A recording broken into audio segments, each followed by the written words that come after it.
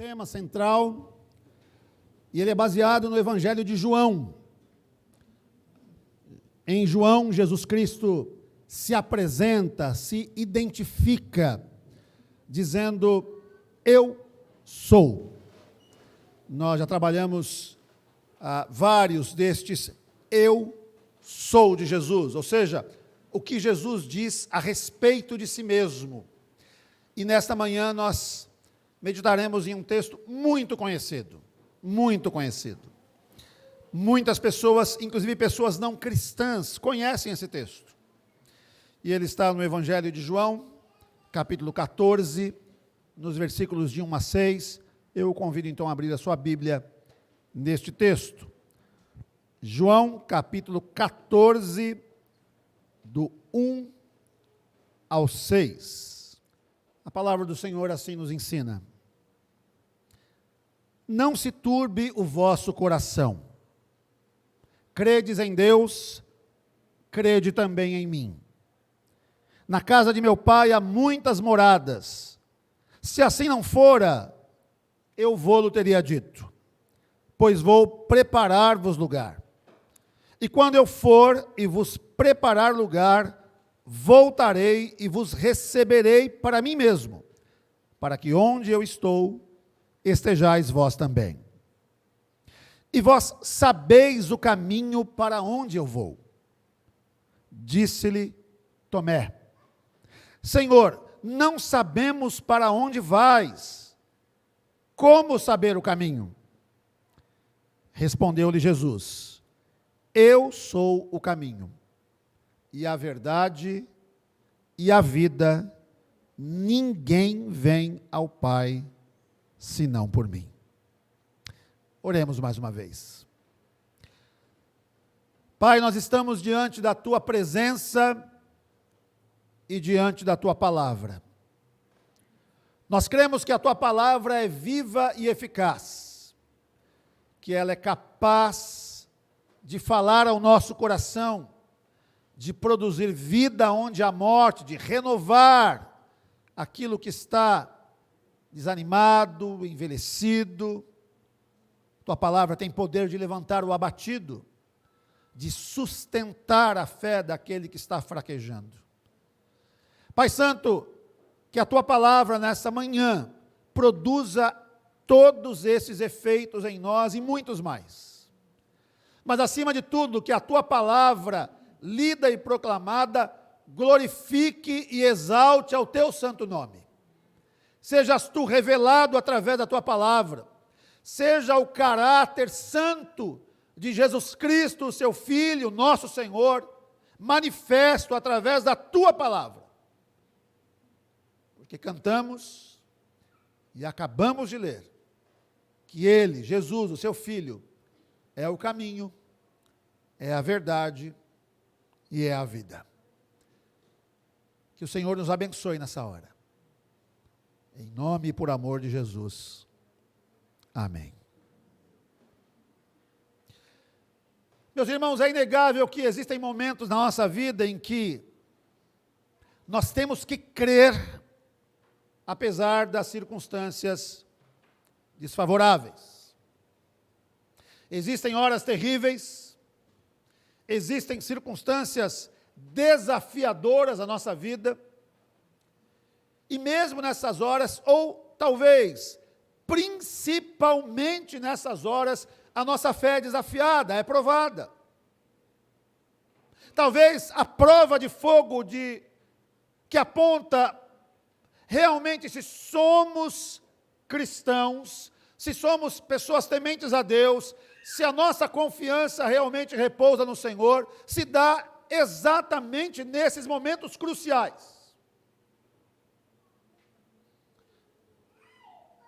E um momento crucial na vida, na história, no ministério terreno de nosso Senhor e Salvador Jesus Cristo, se dá logo antes da sua crucificação. O Senhor Jesus sabia que seria crucificado, sabia que teria que suportar sobre si a penalidade do pecado que era devida a nós, mas que o Pai imputaria a Ele. Sabia da dor de tomar sobre si o cálice amargo da ira de Deus, que é algo para muito além da dor física que também teria que suportar. E Jesus, em várias oportunidades, compartilha isso com seus discípulos. Em uma das ocasiões em que ele diz isso, Pedro toma a frente e diz: não, de maneira alguma isso vai acontecer. E o Senhor Jesus Cristo identifica esta fala de Pedro como uma fala do próprio inimigo e diz: para trás de mim, Satanás, você não cogita das coisas de Deus. Pedro estava dizendo para Jesus: não, o Senhor não vai à cruz, não é necessário. Mas era necessário. Era fundamental que Cristo morresse na cruz pelos nossos pecados. Sem a morte de Cristo na cruz e a sua consequente ressurreição, não há remissão de pecados, não há perdão de pecados, não há esperança de vida eterna, e nós continuaríamos mortos em nossos delitos e em nossos pecados. Mas aqui nesse texto, as palavras do Senhor Jesus nos levam, e devem nos levar, a olhar as adversidades da vida de maneira serena e tranquila. Porque o nosso Deus está no controle de todas as coisas. As palavras de Jesus aqui têm o poder de produzirem nos seus discípulos e devem ter o poder de produzir em nós este sentimento, esta condição de nós não nos desesperarmos, mas confiarmos plenamente naquele que governa todo o universo, que governa todas as circunstâncias, que dispôs todas as coisas, os meios para os fins que ele determinou, e que nada foge do absoluto controle do nosso Deus. É por isso que o Senhor Jesus diz: na casa de meu Pai há muitas moradas. A palavra que Jesus emprega aqui para designar moradas é a palavra monai. E o significado dessa palavra é muito simples, mas muito valioso. Na casa de meu Pai há muitas moradas significa que no céu há lugar para todos os eleitos de Deus. Que no céu há lugar para todos aqueles que foram alcançados pela graça de Deus. Que não deve haver qualquer temor por parte daqueles que são filhos de Deus. Há uma habitação segura, preparada por Deus, para nós, para mim e para você. Qualquer casa aqui nessa terra se enche, qualquer espaço pode ser preenchido. Este templo tem uma capacidade de lotação, mas na casa do Pai de Jesus, na casa do nosso Pai, na habitação celestial, que passaremos a habitar quando cerrarmos os olhos para esta vida e abrirmos os olhos para a vida eterna, nesta casa, neste espaço preparado por Deus, há lugar para todos. Todos aqueles que depositarem a sua fé em Jesus Cristo, todos. O coração de Deus é tão vasto, tão bondoso, tão cheio de misericórdia, que Ele diz para nós na pessoa de Jesus Cristo: não temam, não tenham medo. Diante daquilo que vai me acontecer, diante do sacrifício que eu vou suportar, diante da cruz cruenta, da morte indigna, do sacrifício final e definitivo, não temam, não tenham medo, há uma morada segura para vocês. Vocês estão seguros nas minhas mãos. É isso que o Senhor Jesus Cristo está dizendo para nós. E essa passagem bíblica inclui tantas verdades preciosas, muitas. Por exemplo, nos fala da honestidade de Jesus. Ele diz: se assim não fora, eu vou-lhe teria dito. Se não fosse desse jeito que eu estou falando, eu teria dito para vocês. Mas é exatamente desse jeito que eu estou falando. O Senhor Jesus não usa de promessas falsas. O Senhor Jesus não traz sobre os seus discípulos qualquer tipo de ilusão, qualquer tipo de engodo. Não, não, não. Jesus falou com toda franqueza aos seus discípulos. Ele escancarou a verdade diante dos seus olhos. Olha, eu estou sendo sincero com vocês. Descansem. Descansem no fato de que eu estou sendo sincero com vocês. Se não fosse assim, eu não teria dito a vocês. Existem pessoas que não dizem a verdade. Algum dentre nós, alguém que põe a mão conosco, vai nos trair, vai me trair. Existem pessoas que são mentirosas. Existem pessoas enganadoras, existem falsos mestres, mas o Senhor Jesus está se apresentando como alguém que é verdadeiro e fiel, que é honesto naquilo que diz. Quando você olha para a Escritura, quando você olha para a vida de Jesus, você está olhando para alguém que é 100% confiável, cujas promessas são verdadeiras, cujas palavras não caem por terra. Jesus é honesto naquilo que diz, Jesus é confiável. O texto também nos fala de uma das funções de Jesus Cristo, porque ele diz: eu vou preparar lugar para vocês. Eu vou primeiro. Eu sou precursor. Eu sou aquele que vai antes. E eu vou com uma missão. Eu tenho uma missão, eu tenho uma função, eu tenho um dever ainda a fazer, para além desse tempo aqui, para além da minha convivência com vocês aqui e agora. Lá no céu, diante de Deus, do meu Pai, eu tenho um dever: preparar para vocês moradas, preparar um lugar. Uma das palavras mais importantes que se empregam para descrever a Jesus é pródromos. A palavra no grego, pródromos, ela está em Hebreus 6:20, e a versão Almeida, Revista e Atualizada, normalmente a traduz como precursor. Precursor. No exército romano, pródromos eram as tropas de reconhecimento. Elas iam na frente da tropa para se assegurar que na caminhada não teriam armadilhas. Até hoje, quando uma autoridade, por exemplo, vai visitar um lugar, vamos imaginar que nessa manhã o governador do estado viesse visitar aqui, a nossa igreja, não é? Que ele tivesse combinado isso. Um destacamento precursor da Casa Militar, que é a Secretaria da Casa Militar, trata das coisas do governador, inclusive da sua segurança. Um destacamento precursor viria até aqui a igreja, para conhecer o trajeto, faria o trajeto mais de uma vez, veria os desafios do trajeto, onde possivelmente o governador poderia sofrer uma emboscada, por exemplo, quem sabe no túnelzinho ali da Avenida Felipe Pinel, não é? Então tudo isso seria verificado. Será que tem possibilidade de um artefato explosivo estar ali naquele lugar? Então, junto a esse destacamento precursor, tem uma equipe antibomba, enfim.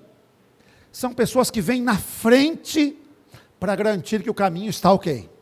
Olha, pode vir, o caminho está preparado, vocês podem vir com tranquilidade. Essa era a função dos pródromos no exército romano. Mas também na chegada dos grandes barcos no porto de Alexandria, havia um pequeno bote, um bote piloto, que guiava estes barcos em águas que eles não conheciam, para livrá-los de qualquer perigo, de baterem em um recife, de encalharem, enfim. Até hoje essa função existe. E aqui no Brasil se chama de prático de navio. Se você for no Porto de Santos,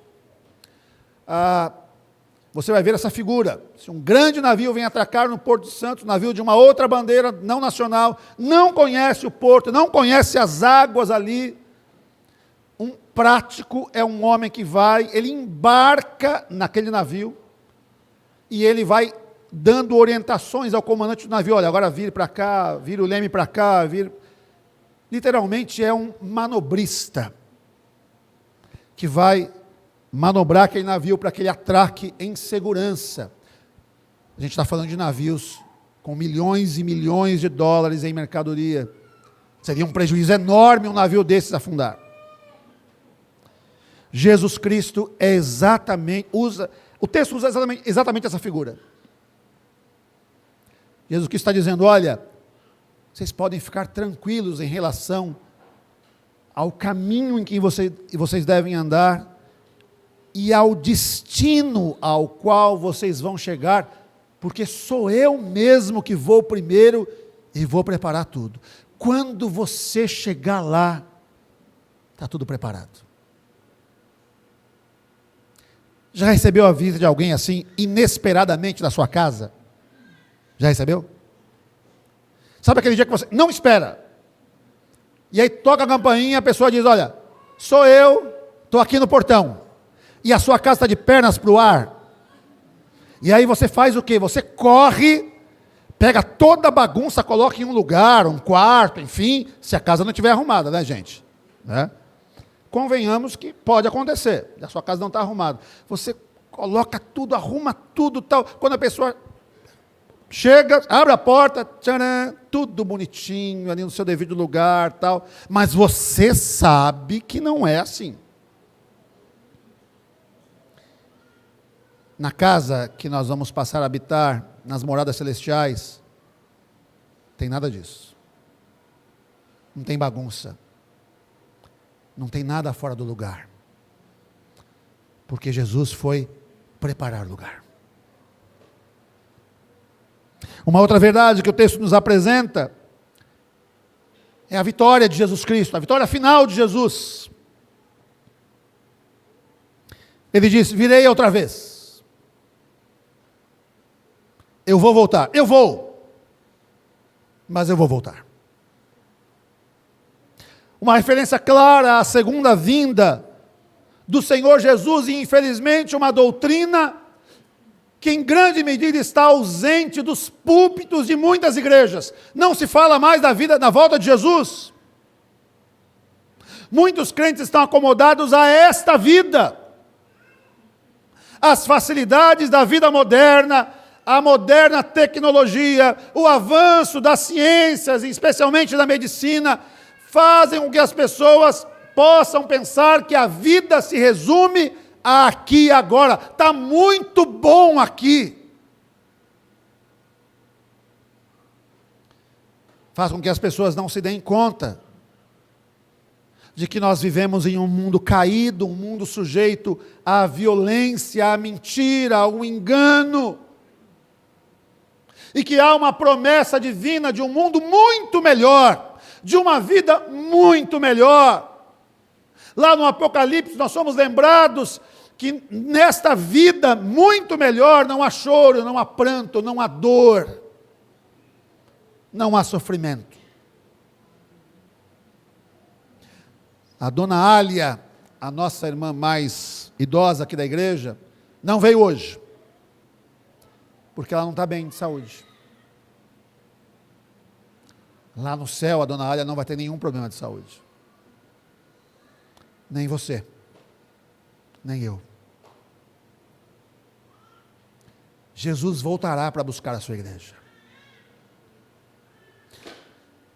Se eu e você não estivermos já na presença do Senhor, se o Senhor não tiver chamado a cada um de nós individualmente, se estivermos vivos na vinda de Jesus, nós subiremos com Ele nas alturas, seremos transformados.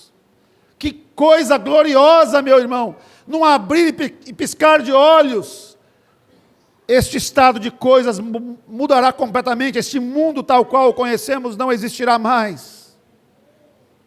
Nós viveremos para sempre diante do Senhor Jesus. O Senhor Jesus está dizendo o seguinte: a história não está completa ainda, não acabou ainda, a minha ida ao Pai, a minha ascensão não encerra a história ainda segue o seu curso, e eu vou voltar. Eu vou voltar para buscar você.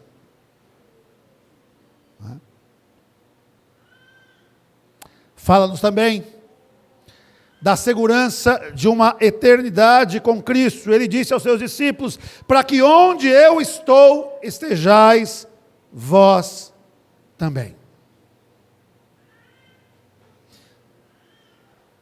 Nós gostamos de enfatizar na igreja que a vida comunitária, a unidade do povo de Deus é algo fundamental, algo conquistado por Cristo para nós e é algo que deve ser mantido por nós. Nós devemos amar a unidade. A gente deve gostar de estar juntos, e é bom demais estar junto. E é isso que Jesus está dizendo para a gente aqui. Eu gosto de estar com vocês. Eu quero vocês ao meu lado. Aonde eu estou, vocês também estarão. Ele repete isso no Evangelho de João mesmo, capítulo 17, em uma das suas orações, na chamada grande oração sacerdotal de Jesus. Ele pede exatamente isso ao Pai: que aqueles que o Senhor me deu estejam comigo para que vejam a minha glória. Ele pede isso ao Pai. Jesus quer que estejamos juntos com Ele. Isso nos fala da segurança da nossa salvação, isso nos fala da segurança de uma vida eterna ao lado de Jesus Cristo. Jesus Cristo quer que nós estejamos com Ele. E aí ele chega, talvez na frase mais conhecida do texto. Ele começa dizendo: olha, gente, eu sou o caminho. Eu sou o caminho.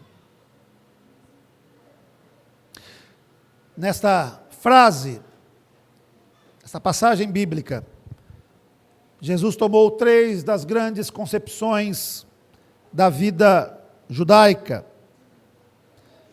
fazendo uma tremenda afirmação que fazia todo sentido para aqueles homens. Os judeus falavam muito sobre o caminho que deviam tomar os homens e os caminhos de Deus. Deus disse a Moisés: cuidareis em fazerdes como vos mandou o Senhor vosso Deus, não vos desviareis nem para a direita, nem para a esquerda, andareis em todo o caminho que vos manda o Senhor vosso Deus. Deuteronômio 5, 32 e 33. Moisés ainda disse ao povo: sei que depois da minha morte, por certo, procedereis corruptamente, e vos desviareis do caminho que vos tenho ordenado. Deuteronômio 31, 29. Isaías também disse: os teus ouvidos ouvirão atrás de ti uma palavra dizendo: este é o caminho, andai por ele. Isaías 30, 21. No mundo novo, na concepção dos judeus, haveria uma estrada chamada o caminho da santidade. Nele os caminhantes, por simples que fossem suas almas, não se extraviariam. O salmista orou: ensina-me, Senhor, o teu caminho, Salmo 27, 11. Os judeus sabiam sobre o caminho de Deus que o homem deveria seguir, e Jesus diz o que para eles? Eu sou o caminho. Jesus disse: sabe, todas as vezes que a Bíblia falou de caminho, todas as vezes que vocês foram ensinados a respeito de um caminho, todas as vezes que os profetas levantados pelo meu Pai vos advertiram a respeito de um caminho santo, de um caminho estreito, de um caminho que o homem deveria seguir, um caminho que conduz à vida eterna, então, eu sou esse caminho. Andem por mim. Andem comigo. Se aproximem de mim. Sigam os meus passos. Porque eu sou o caminho. Não um caminho. Não um dos caminhos propostos pelos homens. Eu sou o único caminho que conduz à vida eterna, o único caminho que conduz o homem a Deus. Não há atalhos. Não há atalhos. Só Jesus Cristo é o caminho. Mas ele diz mais. Ele diz: eu sou a verdade. Andressa está concordando comigo, né, Andressa? Não é isso? Amém, minha irmã? É isso aí. Ensina-me, Senhor, o teu caminho e andarei na sua verdade, diz o salmista, no Salmos 86, 11. Pois a tua benignidade tenho perante os olhos e tenho andado na tua verdade, Salmo 26, 3. Escolhi o caminho da verdade, Salmo 119, 30. Há muitas pessoas que nos falam a respeito da verdade. Talvez você foi alcançado pelo Evangelho quando alguém pregou a verdade do Evangelho para você. Talvez, se você cresceu na igreja, você ouviu alguém que foi fiel a Deus na exposição da palavra, um professor de escola dominical, um pastor, um oficial da igreja, alguém mais experiente, que ensinou para você a verdade. E são instrumentos preciosos nas mãos de Deus. Mas ninguém, nenhuma dessas pessoas, foi a encarnação da verdade. Eu posso ensinar a verdade para vocês, mas eu não sou a encarnação da verdade. Quando Jesus Cristo diz, eu sou a verdade, Ele não está apenas dizendo, eu ensino para vocês a verdade. Não, não é só isso. Eu sou a própria verdade. A minha pessoa, o meu ser, quem eu sou, a minha missão, tudo em mim é verdade. Tudo em mim é verdadeiro. Não há mentira em mim, não há nenhuma mentira. Eu vou fazer uma pergunta retórica aqui, tá bom? Você não precisa responder. Você já mentiu?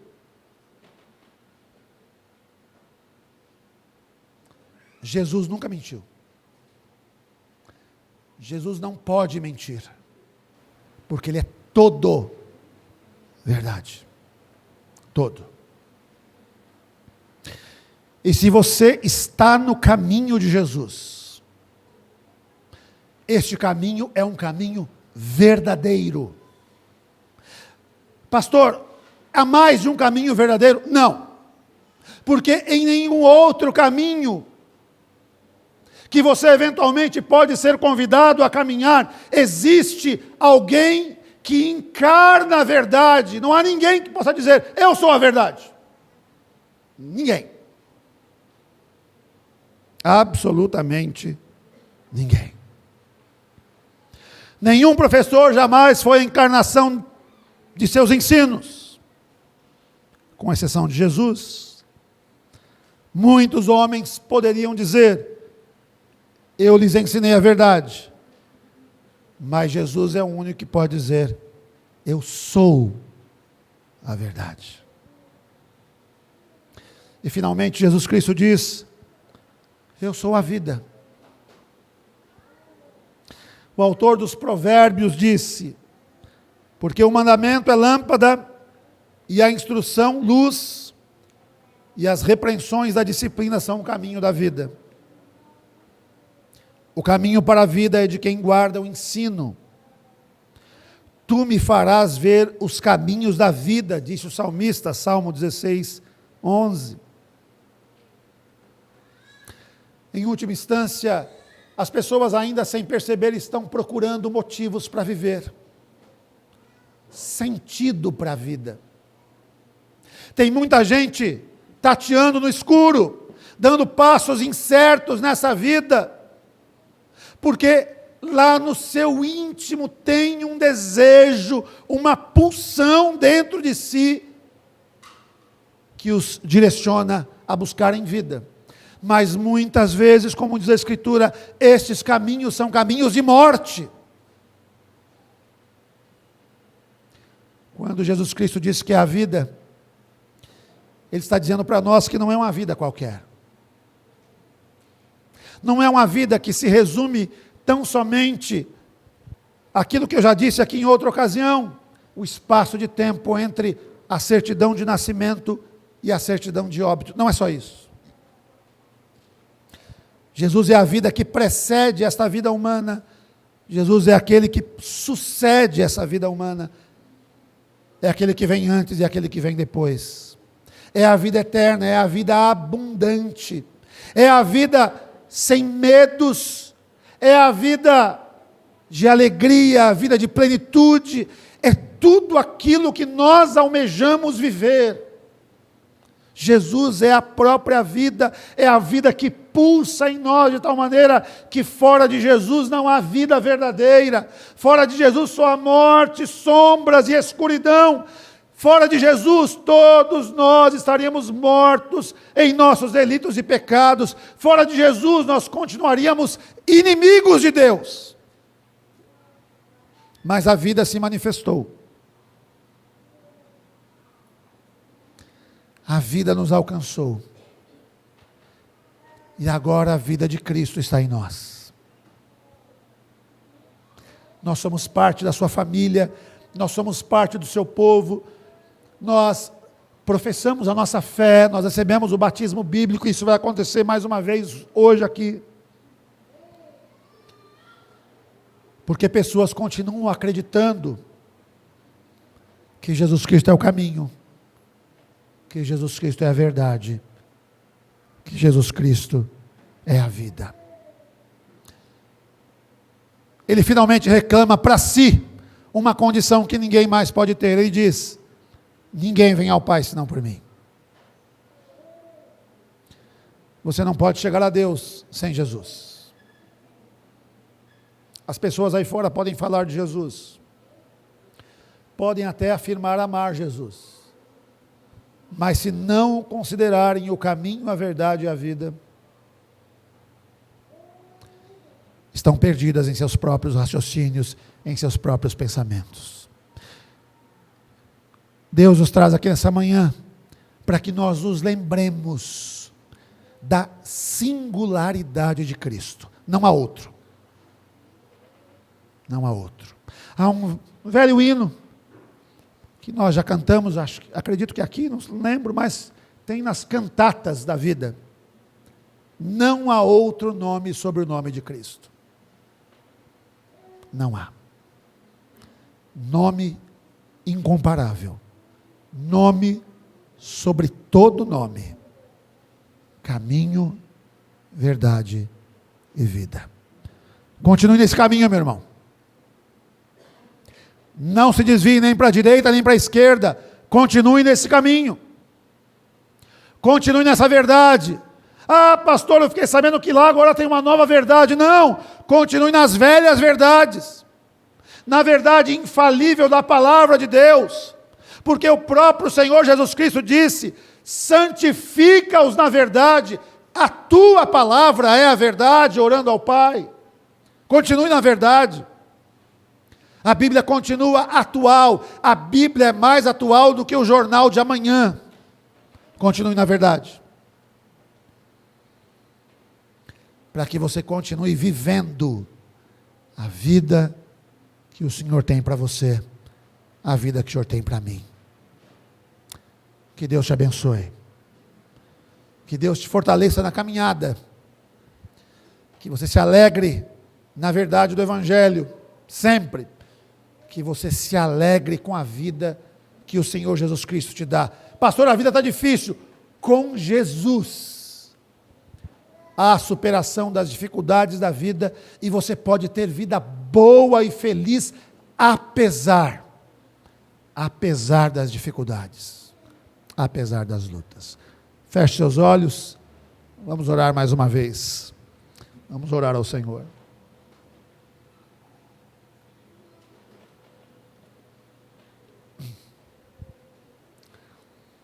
Pai bendito, nesta manhã nós somos lembrados pelo Senhor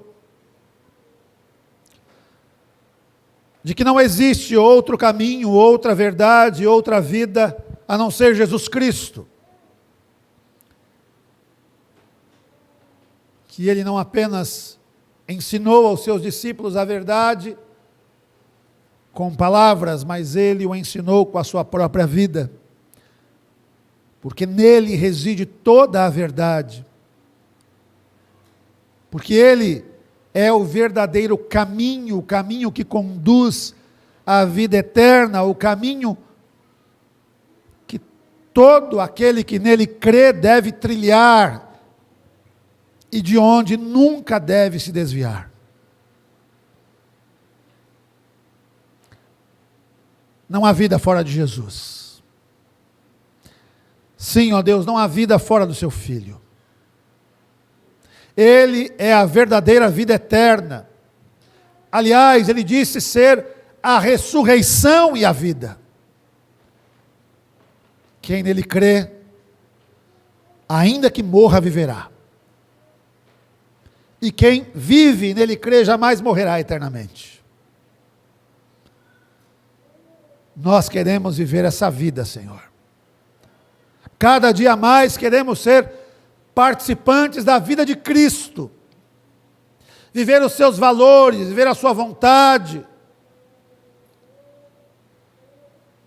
Ajuda-nos, ó Deus. Mas também ajuda-nos a anunciar essas verdades àqueles que pensam estar no caminho correto e não estão. Que pensam estar na verdade e não estão. Que acham que estão vivendo, mas estão mortos. Ajuda-nos a anunciar o Evangelho da salvação, o Evangelho de Cristo. Um Cristo que diz aos seus discípulos: não temam, não tenham medo, porque na casa do meu Pai há muitas moradas, porque aquilo que eu digo é verdadeiro, é confiável, porque eu vou preparar lugar para vocês. Toma-nos como instrumentos em tuas mãos, primeiro para que essas verdades fiquem guardadas em nossos corações, mas também para que elas sejam ditas por nós àqueles que nos cercam. Em nome de Jesus. Amém e amém.